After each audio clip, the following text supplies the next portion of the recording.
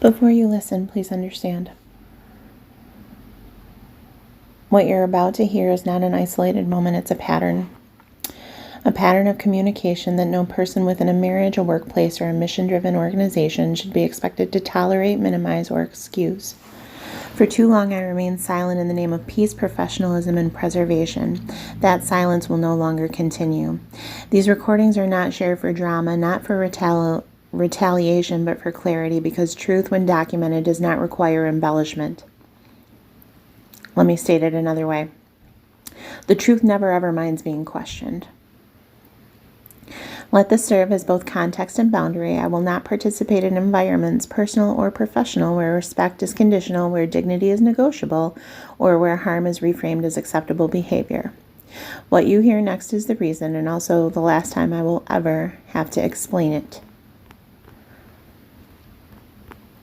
I will no longer be a part of toxic relationships, and I will no longer tolerate disrespect from any person, place, or thing. We all deserve to be treated equally. We all deserve to be treated with respect. We no longer need to be bullied. So here is my letter to resign from the 501c3 organization that I love so much. And you'll hear audio files afterward.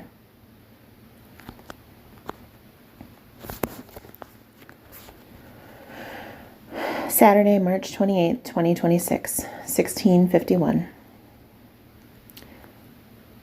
To whom it will concern. Dear members of the board, effective immediately, I hereby resign from my position of the board of directors as secretary for Wings of Freedom. This decision has not been made lightly. It comes at the intersection of personal integrity and organizational responsibility, two things I will not allow to be compromised. I am currently navigating the necessary and deliberate process of exiting a marriage that has involved patterns of coercion, control, and behavior that I will no longer normalize, excuse, or endure. Let me rephrase that a little bit more simply. My divorce was recently finalized, and I'm ever so glad. It is important to state clearly and without ambiguity, no mission, no title, and no affiliation justifies the toleration of bullying, intimidation, or the erosion of a person's dignity, not in a home, not in a workplace, not within the leadership of a 501c3 organization that purports to serve others. Silence can sometimes be mistaken for agreement. Let this letter serve as a correction of that assumption. I believe deeply in the purpose of this organization that was created to serve. However, purpose without principle is hollow, leadership without accountability is dangerous, and proximity to harm when left unaddressed becomes participation in it. For that reason, I am choosing alignment over appearance, truth over convenience, and self-respect over continued association. Attached to this letter are audio recordings that provide further context to my decision. I share them not out of vindictiveness, but out of a commitment to transparency and a refusal to allow harmful dynamics to remain obscured or minimized. What is tolerated becomes the standard. I refuse to lend my name, my energy, or my presence to any environment where respect is optional. I move forward with clarity and resolve and without apology. With that being said, I will miss you all very much. This organization has been a huge, deep impact in my soul down to a core level, and it will be a chapter in my life that I will not be able to forget. I love you all very much. Last year when I was at the hunt, it was a very weird dynamic for me. I was treated differently, and during my separation, it made things worse. But I was so thankful to have not stayed in the same quarters with this person. In prior years at this event, behind closed doors, what you're going to hear in these audio recordings is not as bad as what it was during the event in prior years.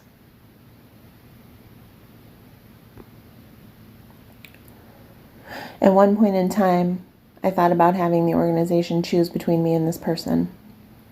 I realized that that would just serve my ego, and it wouldn't be doing the organization any good. My ex still has Wesson, who is a great guide dog, and my ex has never treated anyone on this board or any of the members that it serves veterans, first responders, and law enforcement, has never treated them with anything but kindness and respect. And since they brought me to this organization, I feel that it's only fair that I would resign and they can continue to serve in their capacity. But I did want to make it known that this is the reason why I'm stepping out. I did want to make it known that I will no longer be at this event because of the way I was treated by this person. So yes, just to be clear, I don't expect to be chosen between anyone else. And to me, that's a high school version of things. And that's how my whole relationship went with my ex. So again, I wanted to put these recordings in here just so that you know that it was not made lightly, this decision for me to leave this board. I will ensure that all of my duties have been met in full. Everything that I have that is part of the board will be sent to you or dropped off. And I will ensure that everything that I've done for responsibilities is put in a binder with a schedule for the next person that is taking over. The first person that comes to mind for my replacement would be Jan. But of course, that's up to you, and I have no say in that. Just saying that would probably be the easiest decision.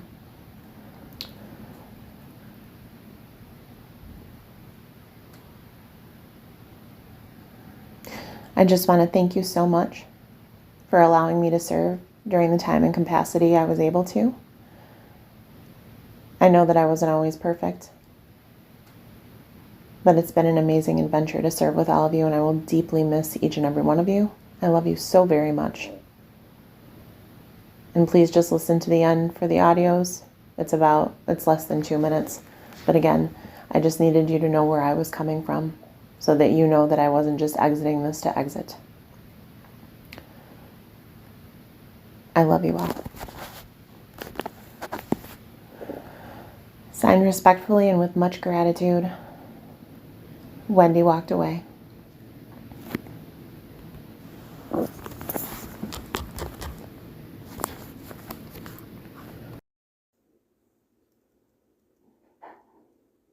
think this is why you got not and fucking married from your first one, because you drove him to fucking shit like this. Just like this.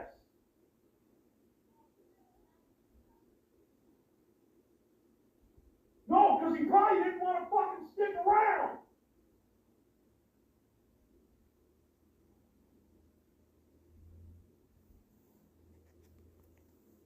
Keep it up, Wendy, and we won't be fucking married anymore. Because I don't have to put up with this shit. Because you just keep fucking pushing me. You keep fucking pushing me to see how fucking pissed off I'm gonna fucking get.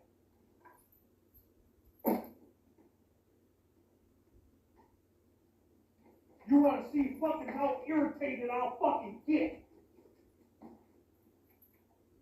Shut the fuck up with that goddamn shit and just get out of the house before you get yourself in deeper than what you already are.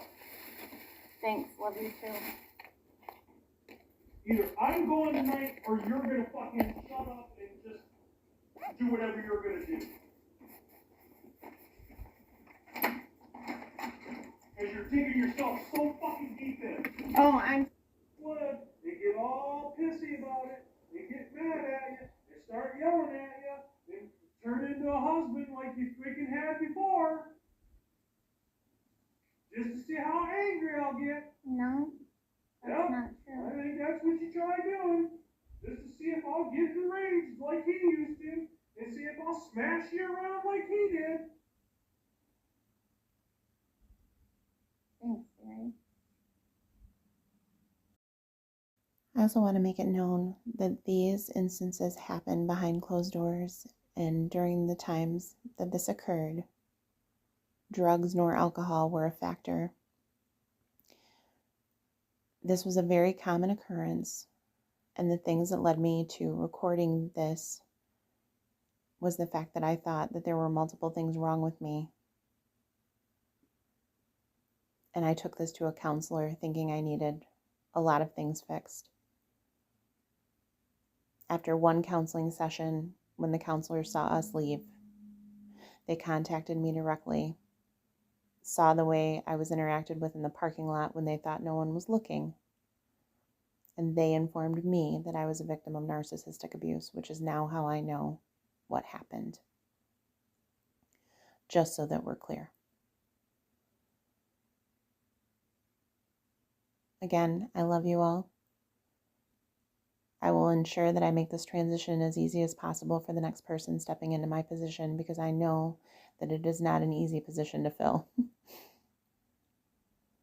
Thanks again for all that we do, and I will miss you all very much.